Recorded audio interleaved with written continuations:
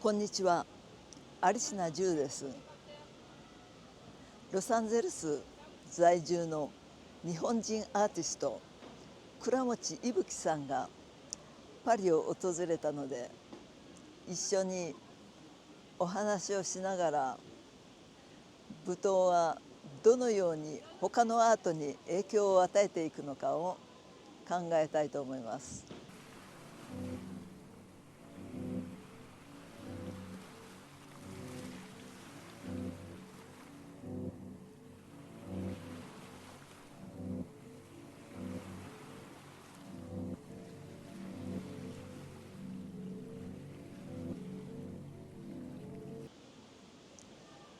倉持伊吹さんは以前コロナ禍の頃に私のオンラインクラスに来てくれたこともあって、いろいろとご自分の作品の中に身体表現を取り入れている、とてもオリジナリティのある作家です。これから一緒に舞踏について、あと行われている作品について、プロジェクトについてお話を伺っていきたいと思います。はい、伊吹さん、こんにちは。こんにちは。ようこそ、ようこそパリに。でもパリにはもう何度もいらしてるんですよね。はい、パリは今回で4回目ですね。伊吹さんが舞踏に出会った頃のお話を聞かせてください。はい、最初は絵画を制作してけれども、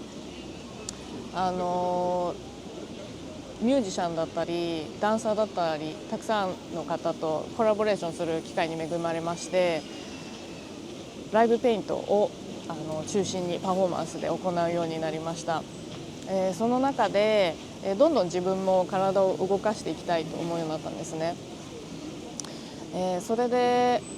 コンテンポラリーダンスのクラスを取ったりしたんですけど、なかなか自分のアートの哲学性とその身体性っていうのがなかなかマッチしなかったところがあり、その中で、友人のアーティストにアドバイスされまして、それだったら伊吹ちゃん舞踏がいいんじゃないかと。で舞踏だったら、背中、特にライブペイントを行う状態ってお客さんに背中を見せた状態で行われることがほとんどなので、その舞踏であったらその背中を見せた状態だけで演技ができるようになるよと。それは素晴らしいということで、舞踏っていう存在は前から名前は知っていたんですけれども、すごい難しいダンスのジャンルっていうふうに認識していたので、なかなかちょっと自分で門を叩くっていうことができなかった。で友達にすごいそれをお勧めされたので、そこで大野和夫研究所、舞踏研究所に行ったんですね。で大野義人さんにその時お会いしまして、で背中を中心に踊りたいということを伝えて、でその時のお稽古は背中を中心に、背中の踊りを中心にやったんですけど、すごく感動的で、自分の踊っている身体性と自分のそのアートの哲学っていうのがすごくマッチした瞬間だったんですね。それが私と舞踏の出会いですね。コロナ禍の頃に私がオンラインクラスを始めて、それに伊吹さんも来てくれるようになったのですが、コロナ禍の頃はどうされていましたか？その頃はもうすでにロサンゼルスに移住されていたんですか？はい、その頃はもうロサンゼルスに住んで1年目とかでしたかね。まだ住んだばかりだったんですが、その時は外でパフォーマンス、ギャラリーでパフォーマンスっていうことがもうできなくなっていたので、非常に身体性、自分の身体性が失われるような、なんかそういった恐怖に駆られる、心配に駆られるような日々で、その中有科先生のクラスを受講させていただいて、ですごく基礎身体の基礎の実践がこうたくさんクラスの中で入ってフィーチャーされていたのが、とてもこう自分のこう眠ってた身体性をこう呼び覚まされるような経験で、すごく素晴らしい。こう Zoom でこんなパリの舞踏の先生のクラスを受けられるんだっていうところにすごく感動しました。でその時作っていた作品は私はその時からどんどんこう作品がビデオの方に移行していったんですが、毎日自分のパフォーマンスをとって、もう日記のように、毎日こう自分の身体性をフィーチャーした作品を日記のようにこう作っていくっていうのを毎日毎日やっていくっていうのを実践としてやっていましたね。でそれがこう今の作品にもつながって、今はもうパフォーマンスと、ビデオがこうメインになっています。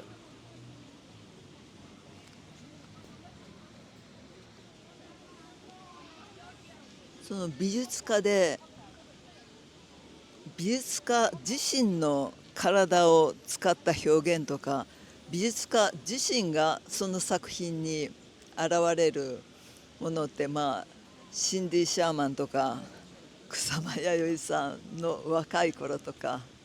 あるいは森村さんとか、いろいろ、興味深い人たちがいるんですけれども、最初そのご自身自身が作品の中に現れた最初のきっかけっていうのはどのあたりですか？はい、最初のきっかけは、美術学校行っていた時に学祭があったんですけれども、その時に学祭でこうライブペイントでパフォーマンスをしたのが一番最初だったと思います。でこう自分がこう作品の一部になってこう、演技パフォーマンスするっていうことがもう本当に初めてだったので、今はもう本当に今見るとすごい若いなっていう感じなんですが、その時はもう本当にアクションペインティングでこう白いワンピースを着てこう髪の毛こう一つにまとめてみたいな感じでこうスティーブ・ライヒの音楽と一緒にライブペイントをしたんですが、その時が一番の最初でしたかね。自分の存在がその作品の中に現れたっていうのは。ロサンゼルスに移住したのはどういうきっかけなんですか？はい、私もともとアメリカに憧れがすごくあって、将来的にはアメリカでアーティスト活動をやりたいなと考えていて、で最初はニューヨークに行こうと思ってたんですよ。でニューヨーク行くこう準備をしている中で今のパートナーと知り合って、でパートナーがロサンゼルスに住んでたので、何回かロサンゼルスにも遊びに行って。ニューヨークとは環境が全然違う場所だったんですけど、天気もいいし、アメリカの都市なのでそこに住むことに決めました。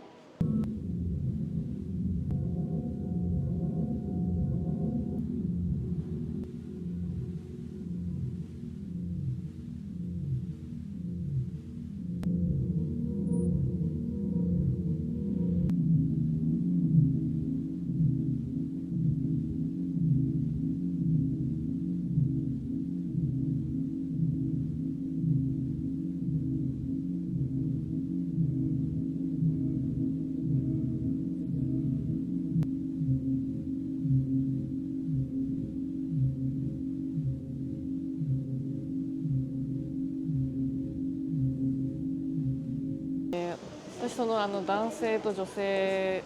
をその舞踏の文脈の話の流れで作品を作ったんですけど、2021年にヒューマンパフォーマーって作品なんですが、その作品作るきっかけってなったのが男性の舞踏家に大野さんだったり、歌舞伎であったりこう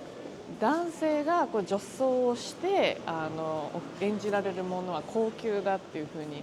言ってたんですよ。でその言葉がずっと頭の中に引っかかっていて、で男性がこう女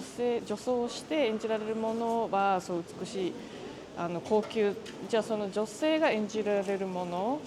は高級ではないのかとか、その逆はどうなんだろうっていうところで、能面のお面がある中で翁と呼ばれるおじいさんの能面が一番位が高いんですよ。で神に近いとされていて、で私はそれがすごく日本の家父長制度を表しているなと思っていて、でその作品の中でその能面をフィーチャーしたのと、あと AI で自分の顔をおじいさんの顔に変えたんですね。でその自分がその能面翁の面をかぶって踊る映像と、その AI によって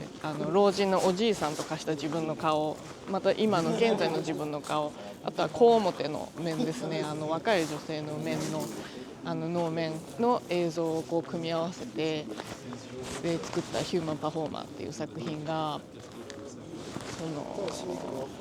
ずっとこう思ってきた、その舞踏男性舞踏の男性舞踏家にこう言われた言葉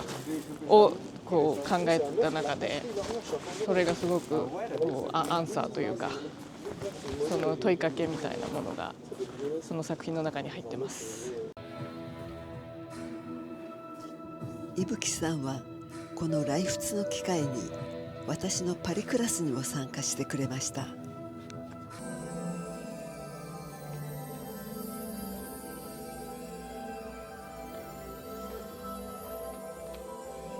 この日は皆が体のあらゆる部分を使ってお習字をするという即興ワークを行いました。